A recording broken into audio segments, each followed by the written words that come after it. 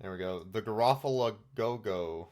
Yes. Yeah, we were gonna Garofalo-go-go.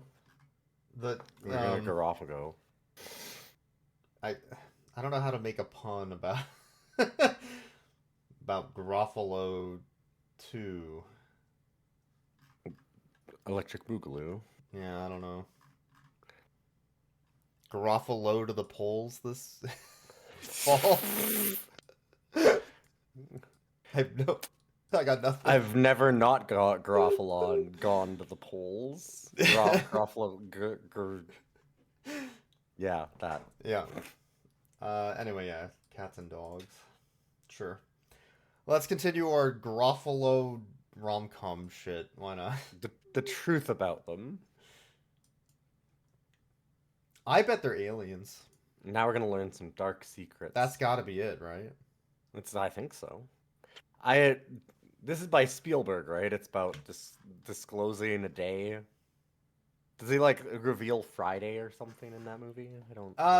Yeah, like there's a new day. Oh, right? Okay. It's. Oh, is it brand new? It's Felicia Day. Oh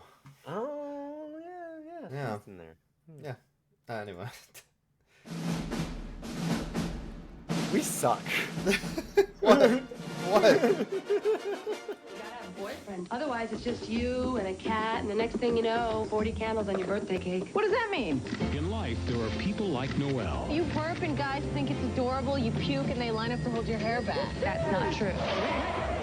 And then there's the rest of us. 3 years, no sex? One can survive, this is the electronic age. Dogs. They're coming. They're coming your way. They'll be here soon. Hey, they're the dog people, aren't they? Hi, everybody. This is our podcast, Rough Cuts, about good boys and bad movies, where we watch a bad dog movie and then immediately talk about it afterwards. I'm your host, Iliad, and this is my wonderful co-host, Boix. Hello. And you made us Garofalo go again. I got it. Okay. We got we were our workshopping special... that, and it was really hard to make a Garofalo joke. But we got it now. No. We did it. That was the thing. Don't let everybody in on the secret of what we got it first try. Yeah, and it didn't Garofalo blow.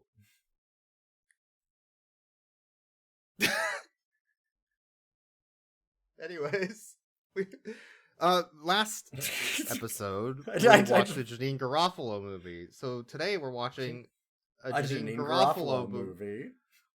This is The Truth About Cats and Dogs. Yeah, which is about a dog podcast.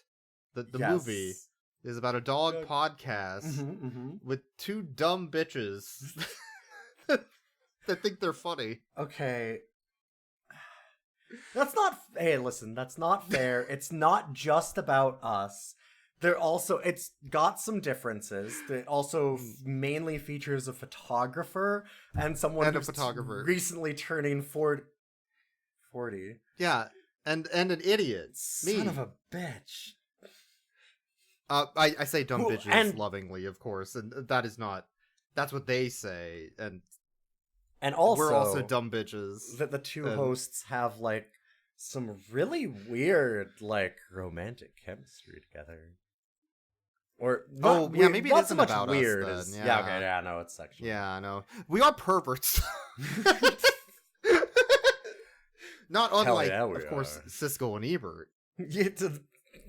Did you watch that interview? Do you know? Did Ebert? No, I didn't. God damn it! You still didn't do it. You still didn't do it. Okay. You kept making these jokes. I think Siskel is a fucking sicko.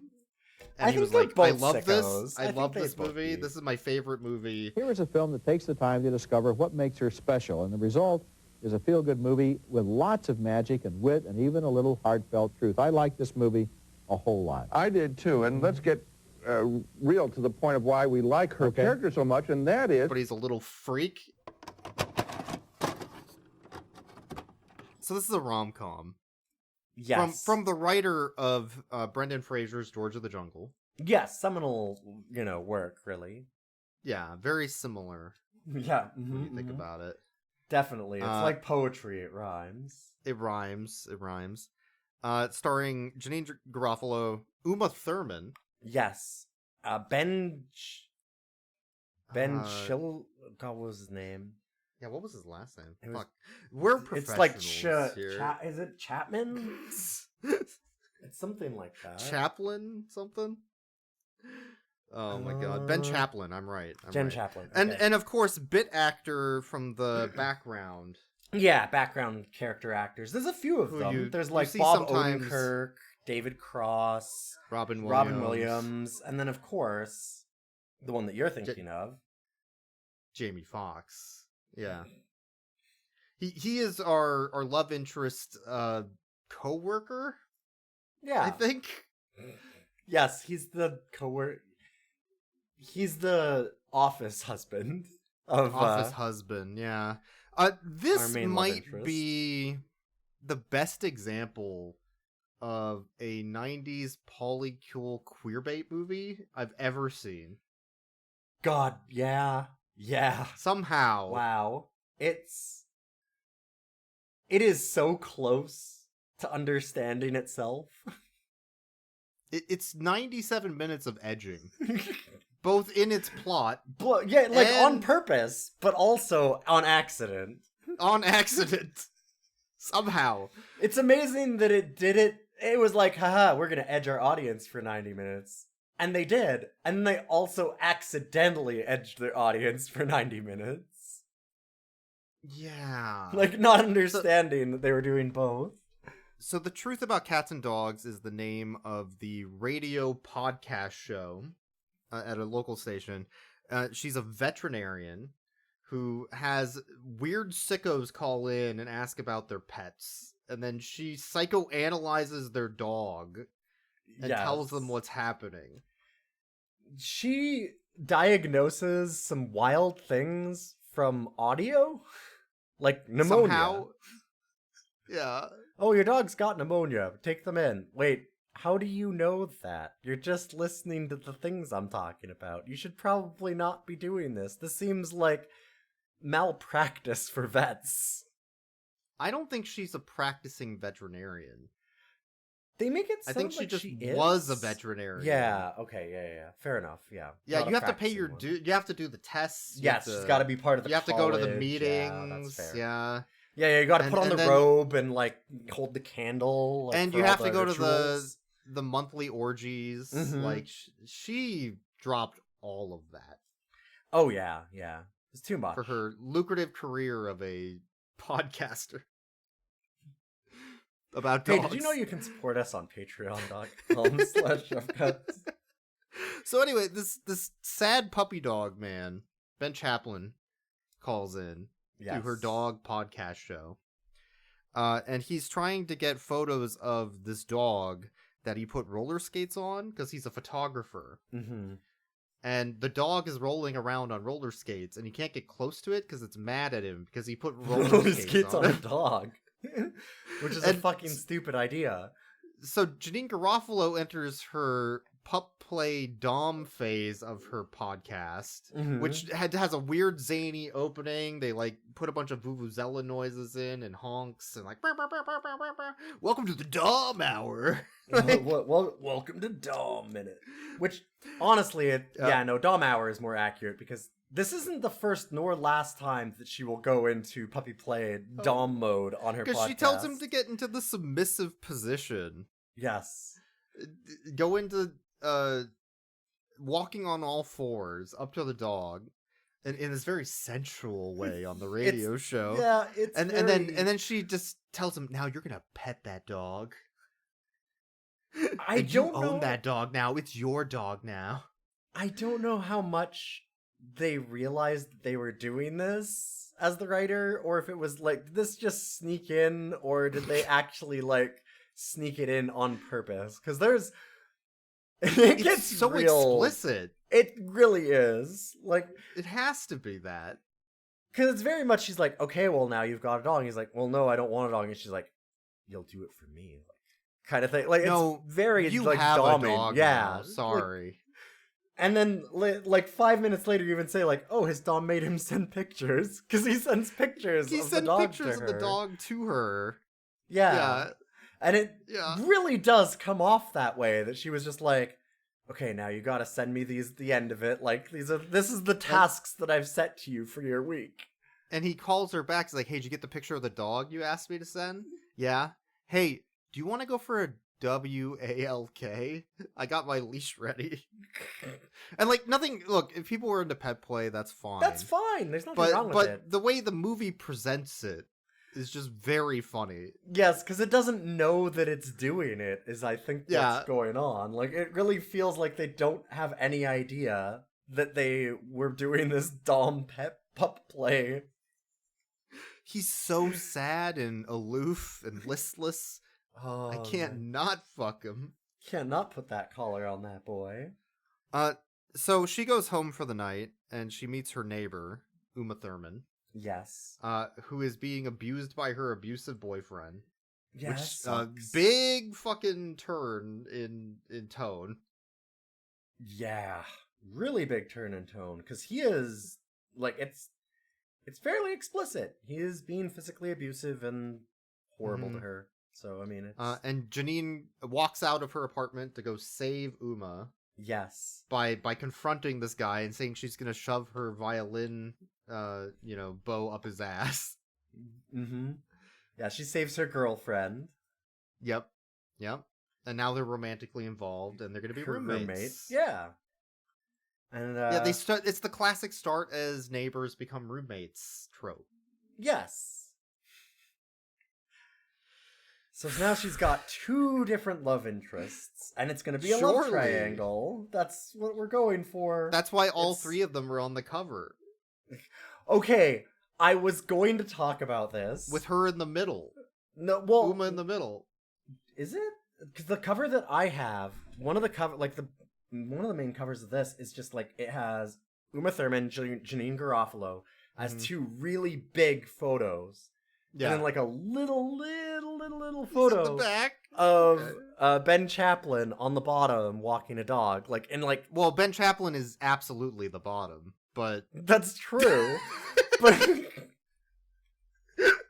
We'll get to that, sorry, okay? you've been on the poster. On the poster, yes. Oh, but, like, bad. It's got, like, these huge photos of them, and, like, they have their names, and then there's no name for him at all, and he's just, like, this tiny little, like, foreground image in front of their huge poster of Uma Thurman, Janeane Garofalo. And it's... If that isn't indicative of this entire movie, I don't know what is. Like, I'm gonna use that as the podcast image, because it's... It's good. But, okay, so Ben asks her on a date. Basically. Yes. Because he really likes the way she sounds on the radio. That was it. And she, like, forced him to take this dog in. Yeah, he really likes how she domed him into this that dog. part of her. And then, now Janine's like, oh, fuck, he's a stalker. Oh, no. Which is the correct way to look at this. Which is correct. Yes, that's very weird. So she does the only logical thing where she lies about her appearance to make herself sound like her neighbor, and then she asks her neighbor for a favor to act like she's Janeane to trick this stalker so that he doesn't know what she looks like. Yes. It kind of, I mean... which, of course, is a classic French play. Yes. Steve Martin's Roxanne. Mm-hmm. Yeah. Yeah, where one person has a gigantic fucking nose and thinks they're an ugly piece of shit that nobody could ever love, which is somehow Janeane Garofalo, and I don't know how that worked. That's one of the things that doesn't work with this, is they're like, oh, look at the horribly disfigured, ugly woman that no one could ever get with. Janeane Garofalo. Thank you, Hollywood. Because this is essentially just a role reversed. Roxanne is a adaptation of a French play that you were saying. Cyrano de Bergerac, yes. Yep, and that's what this is. Yes. Also, but with a more modern take and a lot more animal pet play. A lot more pup play. Yeah. And romantic edging. So much romantic edging. They get to some of the stuff a little more naturally and smarter than most movies like this, in that probably because it's an adaptation of that play. But she does, so like, she doesn't immediately tell her neighbor to like pretend to be her. There's a mistaken thing where her neighbor and her go to her work because they're kind of hanging out now as good friends. But because they're friends. Yes. Which is why they hold hands while they're walking around downtown. Okay, we'll get to that. And why she keeps saying, wow, you're hot. I have a good sense of humor. I make a great living. I'd fuck you. Yeah. Just gal pals. They're just gal pals. But she's messing around with the podcast equipment. Yeah. Uma Thurman is. And because she described her neighbor when he comes in to see her, because she had agreed to go on a date with him. She'd actually agreed to the date. And then she backed out. But then she backed out and ghosted him. Oh, no, he's a stalker. Oh, fuck, yeah. What am I doing? And so then he comes by to go like, well, what the fuck? Why didn't she come on this date? And like, I actually think that this is the thing is why I kind of wanted to talk about this scene is because it gets into a thing that I did like about this movie in that, because 90s rom-com, guy chasing, two women kind of thing, like this mistaken identity. Oh, he's a piece of shit, right? Like that's part of it is that going would be to the setup. And part of it, not even the setup, it would also be this whole thing of like, throughout most of these rom-coms, you're like, oh my god, you could do better. Go with Uma Thurman. Like, obviously this guy fucking sucks. He's a weird stalker.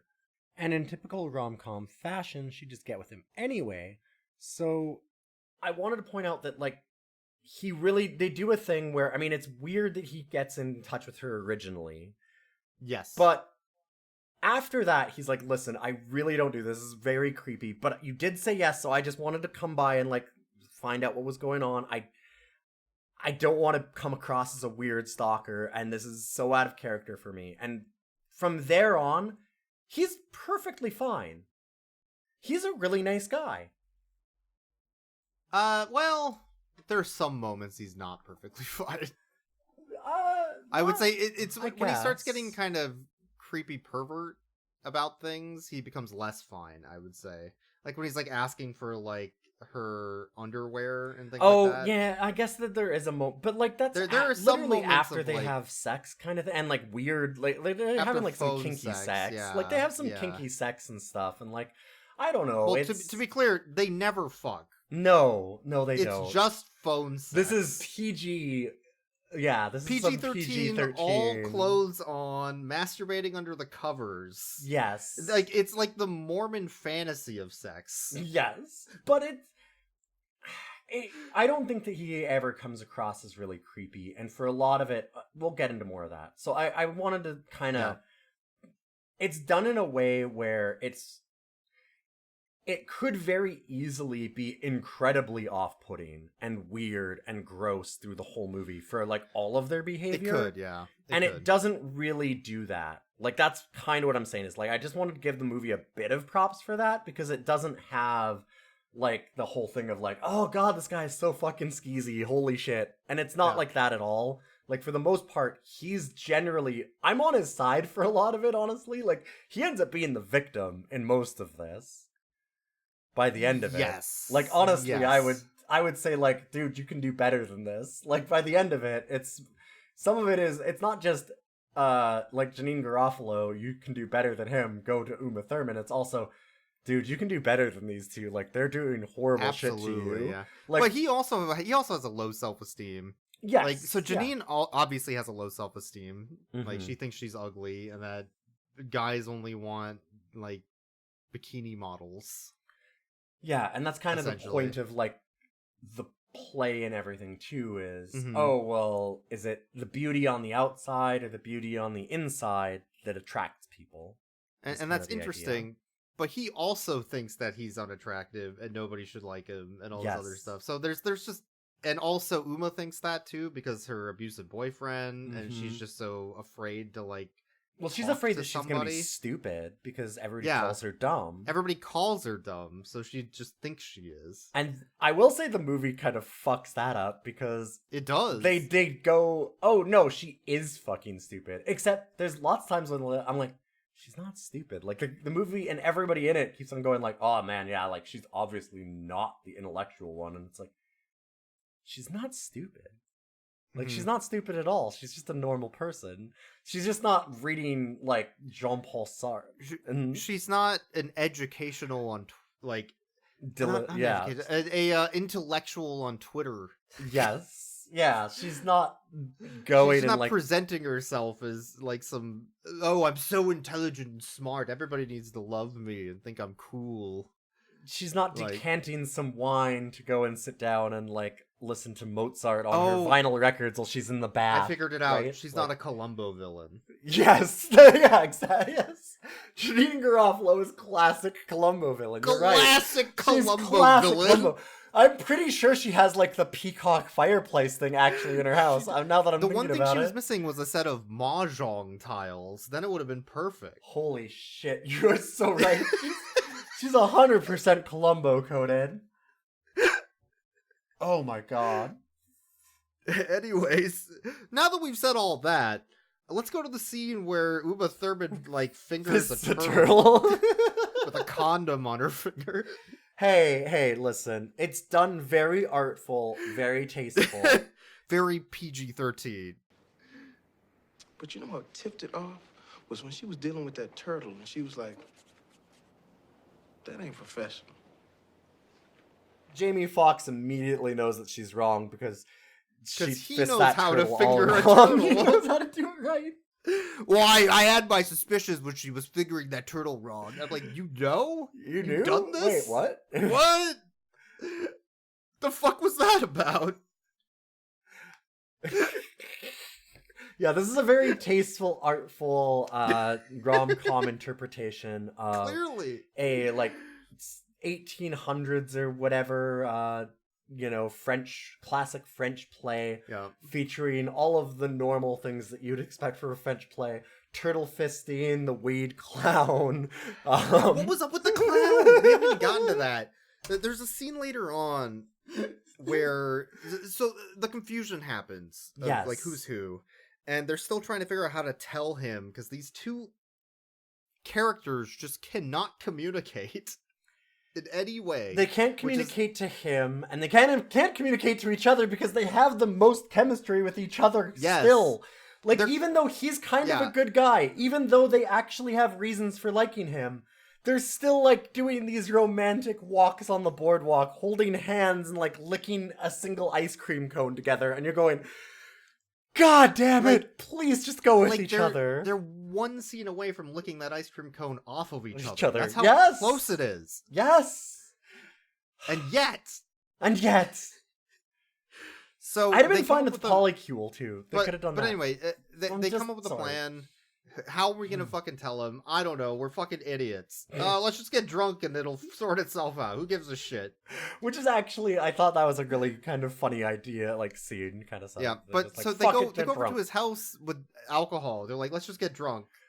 But then, for some reason, he puts on a creepy clown mask and starts smoking some weed. In the montage. Like, there's just a montage of them getting drunk, and it's just him putting on a clown mask and smoking weed. Did the Dom tell him to put on the clown mask, or did he just have that available? No. They did it for us. We talked about how this movie us? Yes, this movie is perfect for us. We talked about that. We talked about how it's got a dog podcast, photographer. She's gonna turn 40. It's very queer coded. All these kinds of things. We said when there was the really long for the sex long scene, sex scene, yeah. What was the thing that was missing? Creepy clowns. The creepy clowns. We always, if you're going to have a explicit sex scene, you're gonna have to have creepy clowns. We've seen it over and over again in all of these movies. They finally did the creepy clown for us. It was missing from the wrong scene. They put it in later to imply the sex, like Dilbert's tie going up or down. Did one of us invent time travel in the near future?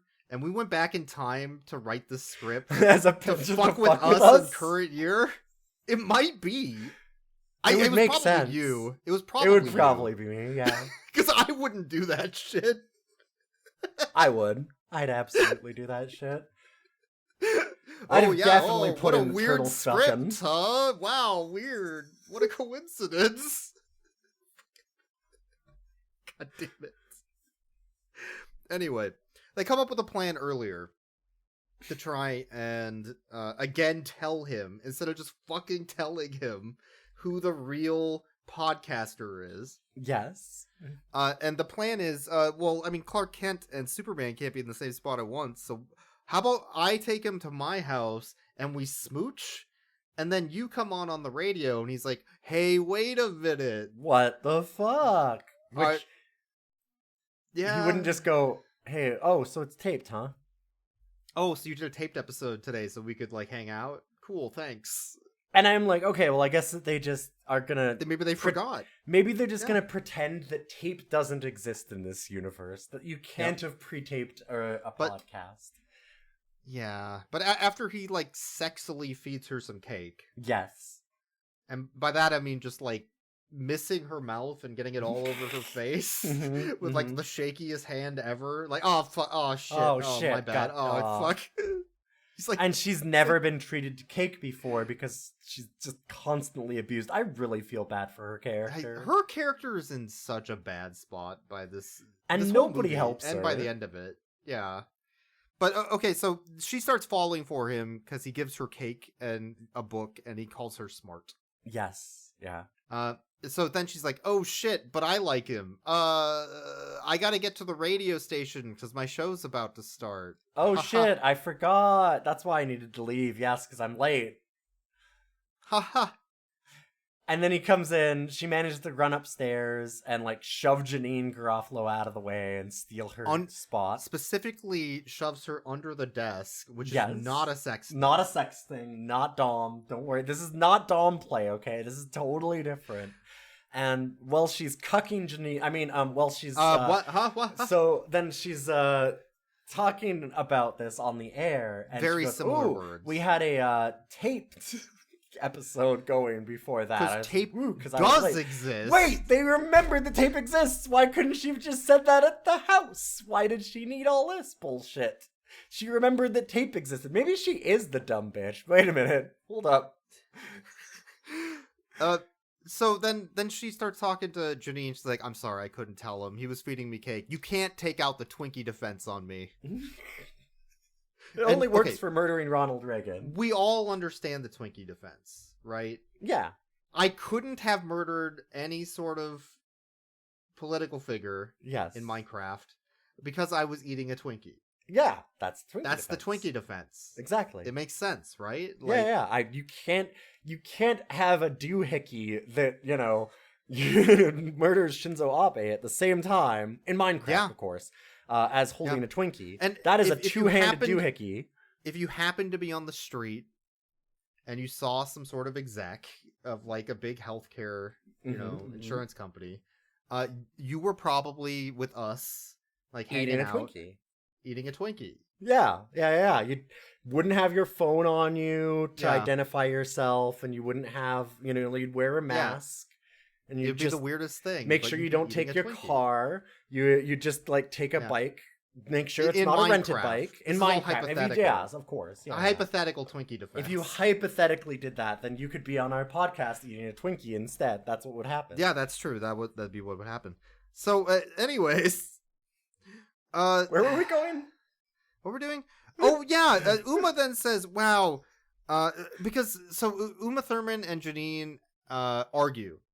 Yes. Over who should get the guy. And Janeane is so, self-destructive and negative about herself. She's like, you should have him because you're beautiful, I guess. Yeah, fuck this. I'm out. And just runs away. Which causes a break in their relationship of the two main characters. Of the two main gonna get together. Gal pals. Yes. Yeah. The pals that are gals. So then Uma is constantly calling Janeane and saying, hey, I miss you. I just want to see you. You're so sexy. It's so close. It's so close. Do you ever think that women should kiss? Do you think it would be wrong?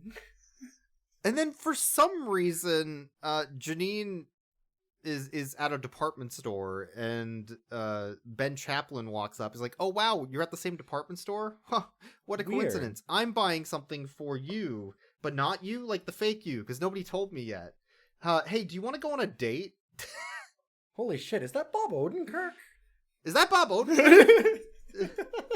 Oh no, Bob Odenkirk was at the bookstore. The bookstore, yes. Sorry, he's the one I made fun of for looking like Neil Cicerega in his youth. Yes. Yeah, you were like, is that Neil Cicerega? And then the funny thing is at the end you went, wait a minute, that was Bob Odenkirk. Like, it took you like 40 minutes to realize it. It took me a long time. Yeah, it was in the back of my brain. The gears were turning the entire time for like 40 minutes. Like, why did that Neil Cicerega looking dude look so familiar? Probably because he was Neil Cicerega. Wait, no, it was Bob.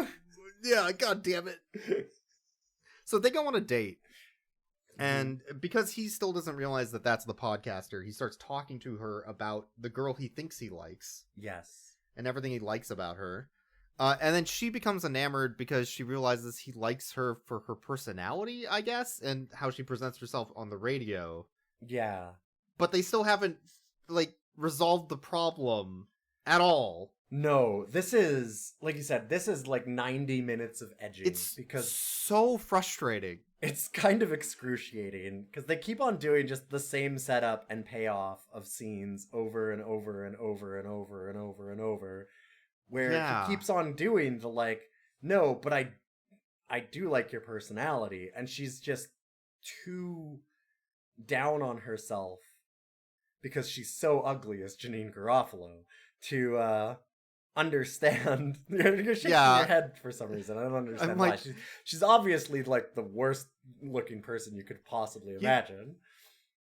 I was thinking about this while we were watching this, and this keeps coming up in my conversation because it's something I've watched recently.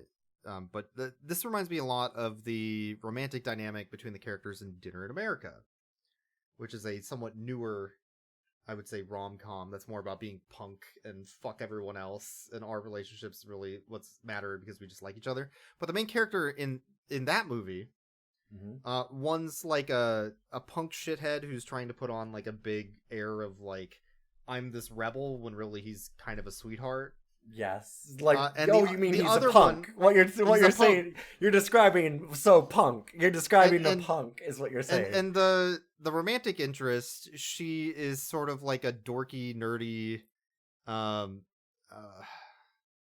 don't know, like neurodivergent person who is bullied and made fun of and told she's stupid and all this stuff, and he sticks up for her, and they finally like their dynamic in that movie is what this movie wishes it could have, because it is actually reaching that level of like, oh, I actually do have a connection with you, and fuck all these people. Whereas this is that artificial like, oh, she's so stupid, and the movie like reinforces that she's stupid and ugly. Yeah, in ways it never reaches that level of like self introspection of like, oh no, of course she isn't. It's everyone else that can't see that. Yes. And that's I think what's so frustrating to me about this. Yeah, no, that's definitely part of it. It gets so close to being something that could be a lot more interesting and impactful in a lot of different ways. Maybe 96 just wasn't the right year for that. Yeah. That's kind of what I'm thinking, right? Yeah, because I think that it would have been better. We'll get to the ending of this. And also, there would have been a polycule at the end. Sure. Like, if it was more modern. Yeah, there's a ton of different ways that, like you said, like, it could have had, you describe at the end, you said, it could have had more bite. Yes. Like, and you nail the ending on that, because that's what it is it just kind of doesn't land fully with any of its themes about this stuff. It sets up all these themes, and it doesn't go home with any of them. No, because like you said, it could have done the whole, well, it doesn't matter. The looks, it kind of gets there a little bit on the, like, it doesn't matter on the inside kind of thing. Like, if you're ugly on the outside, if you're smart. But then it also is doing that by taking down the beautiful Noelle. Yeah. By making her seem dumb. She's not. She's not stupid. And it should have done that too, where it's like, you guys are all, like, it could have done that extra step, like you said, of doing the self reflection of like no, you're projecting what everyone else is thinking, and really you just need to have somebody who understands you, and that you aren't like that, like, because like you said, like, Uma's not stupid, She's not Janine's stupid. not ugly. Like, it could have...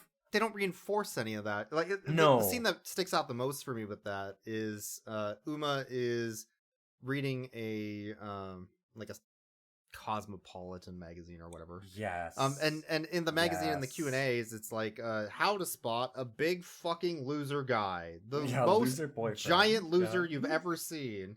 And she's reading through it, she's like, oh my god, my abusive piece of shit boyfriend's a loser.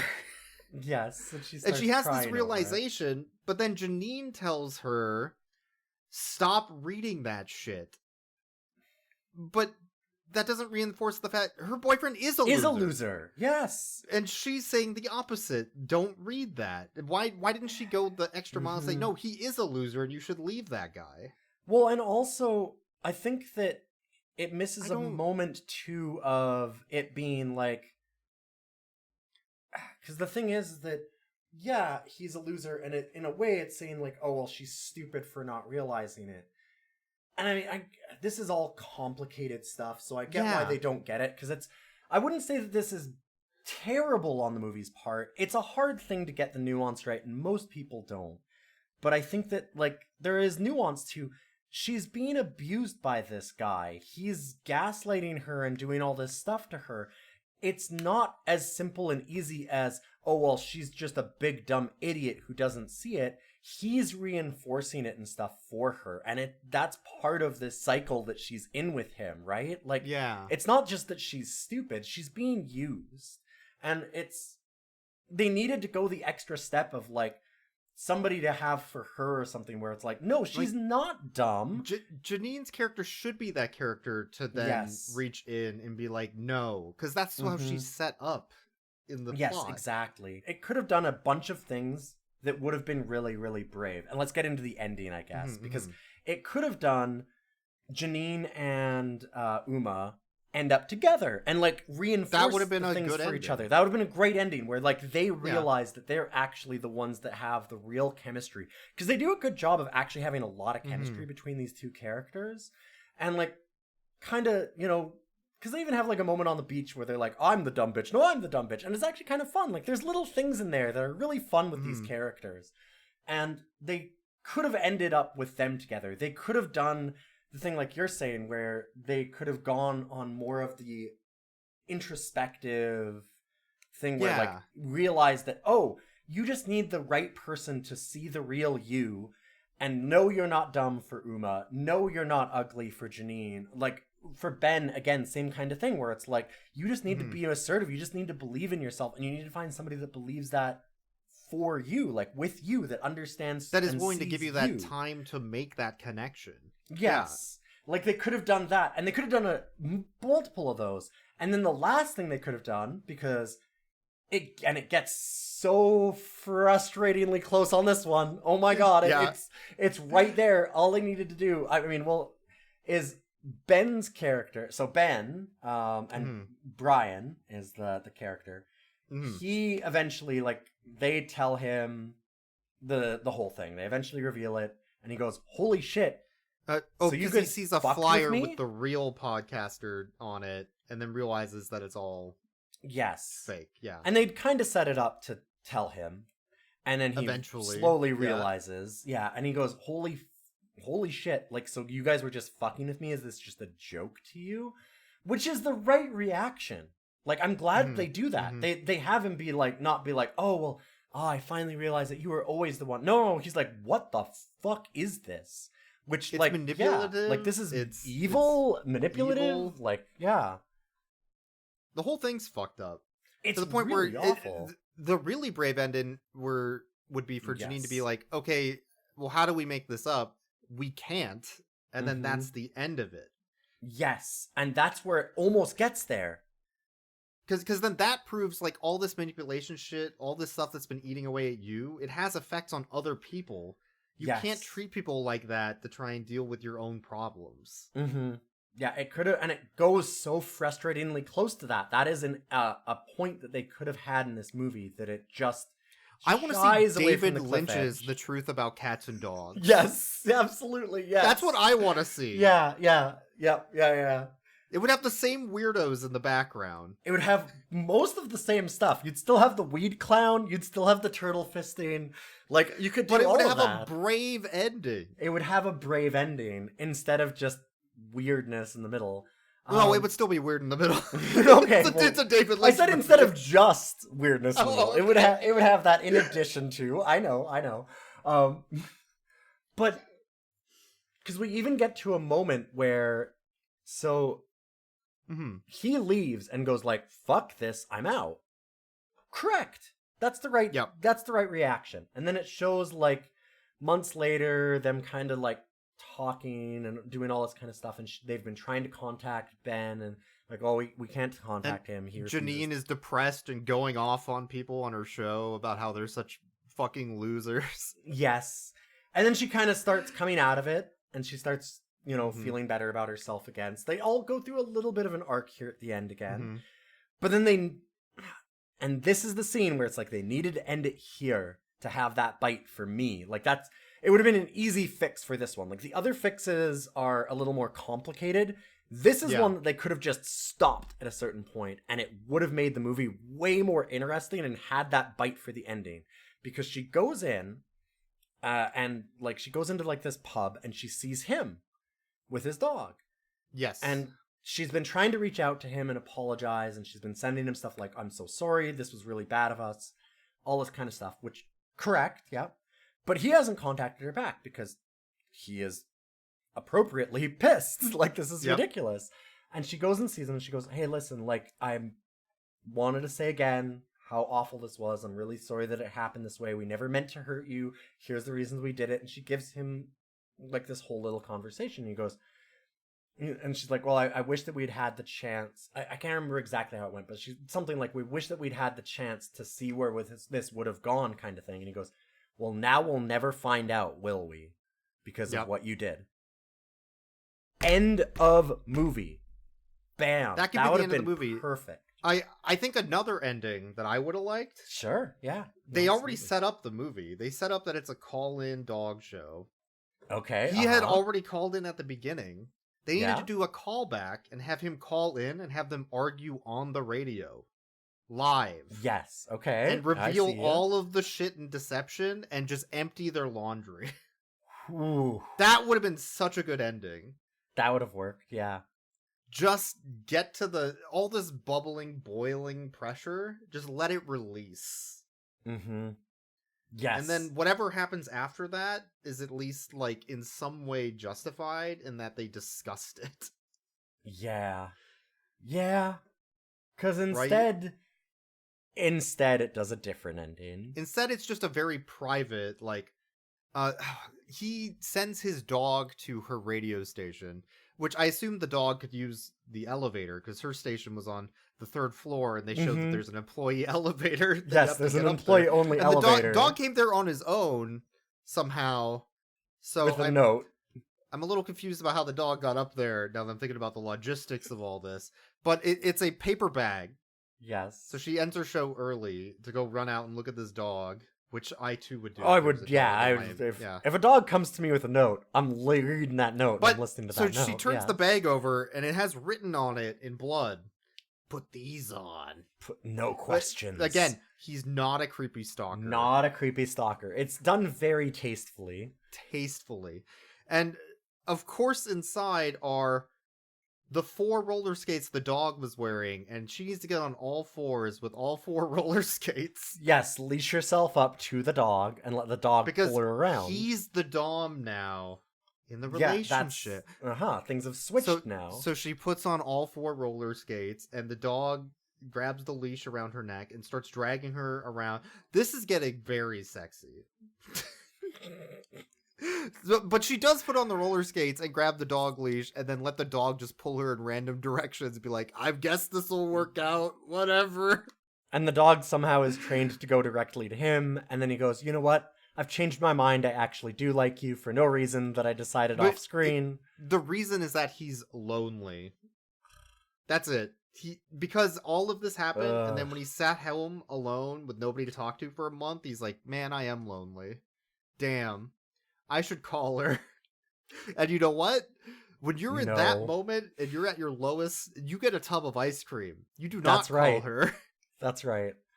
There was one other brave ending that they could have done here, which is the dog comes to her and brings her that note. And then the dog drags her to a picnic, and they have a picnic together. And it's her and the dog that get together because the dog secretly liked her the most. Based on the intro to the movie, maybe. I took a minute where I was like, maybe. Oh, is this going to be a love on a leash? She wants to fuck the dog thing. Kind of looked like that. It looked like it for a brief moment at the beginning where I was like, oh no. Yeah.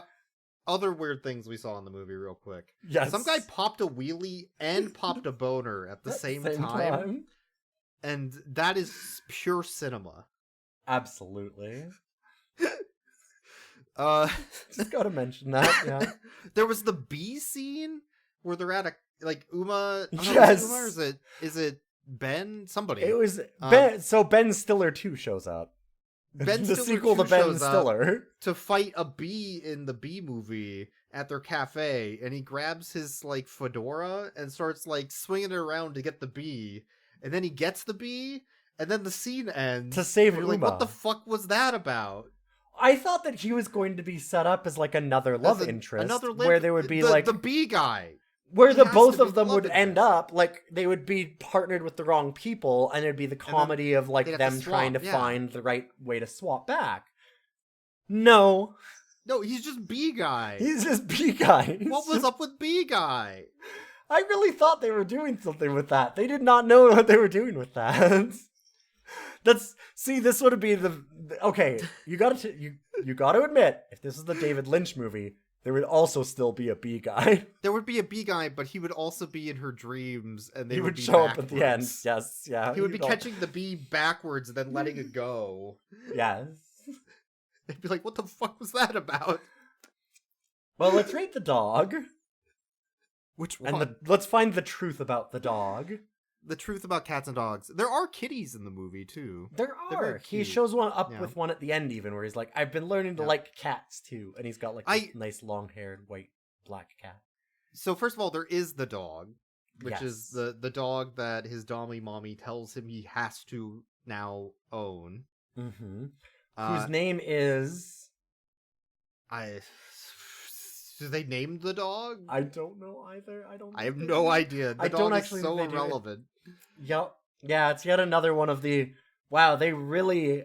For a movie about a vet and dogs, and him getting a dog to meet her, sure does not feature a fucking dog at all, huh? No. I would give that dog a went to the JCPenney photo, lab to get school photos out of 10.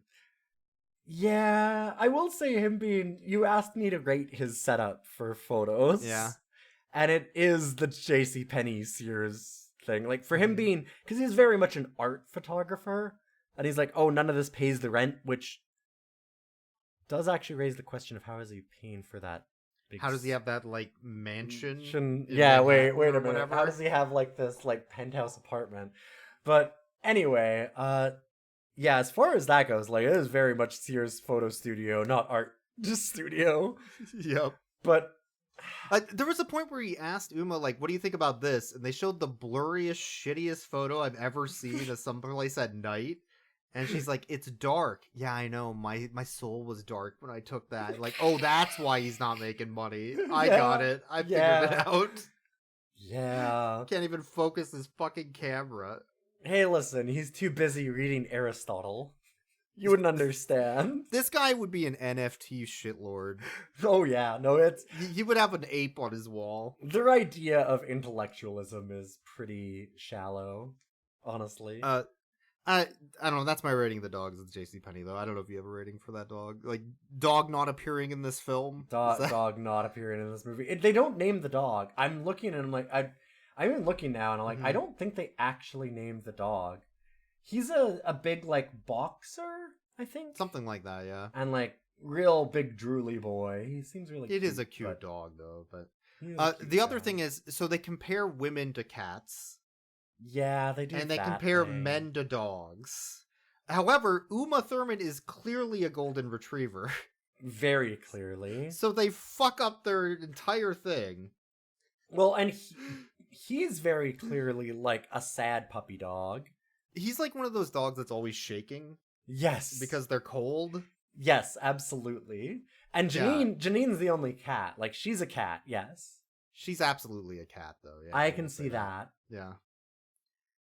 So, I guess we'll rate them.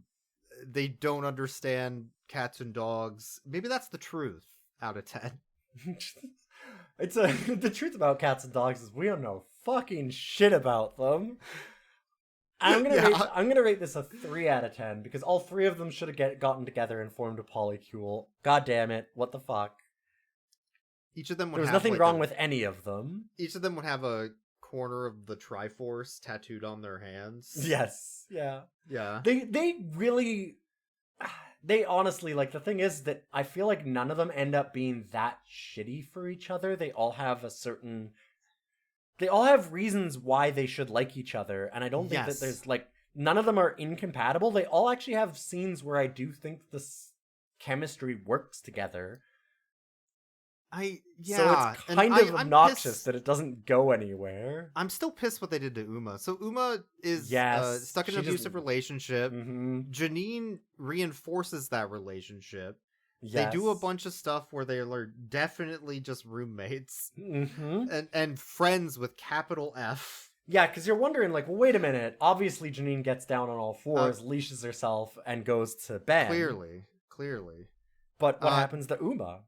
So Uma, like, then tries to be on the news because she wants to do something that she thinks is smart, and she fails. So then Janine gets her a job at the radio station, and then she just leaves the movie, stays with her abusive boyfriend, and is never seen or heard from again. Yeah, like 20 minutes before the end. So what happened? Where did she go? Fucking leaves. She just leaves. Did the hetero rom-com, like, writers decide they needed to, we gotta get this queer shit out of the movie? Yeah, they went, fuck, oh no, we realized they have way too much chemistry for this to work. Like, the freaking the horny white women, hetero, like, ladies are not gonna watch this. They don't want Yuri. Oh god, no.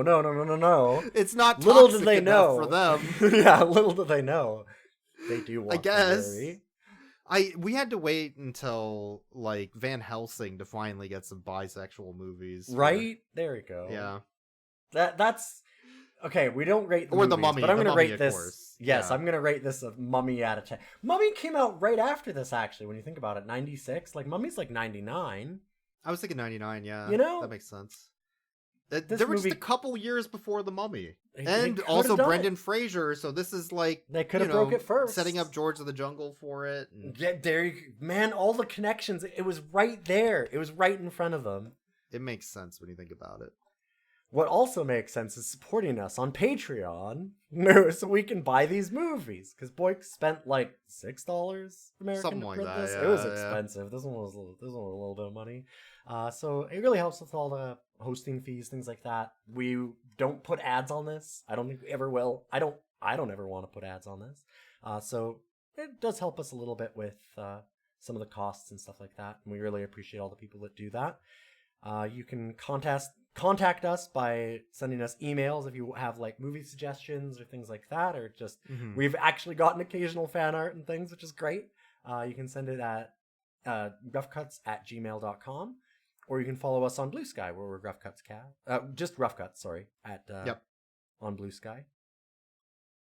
And if you're Janeane Garofalo, maybe we'll watch more of your movies if you contact us. Maybe we can Garofalo go to the movies. Were you about to say Garofaslop? I don't. What the hell was that? Maybe there's some Garofaslop out there. Maybe we can make a new genre. You can't say that. Hey, do you want to play the new Garofaslop game, Big Wonk?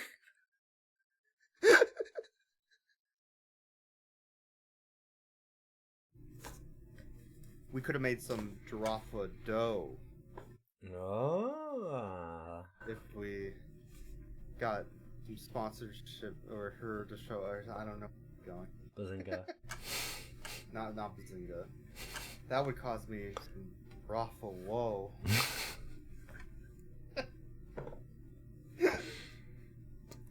Okay, now I'm gonna stop recording. God damn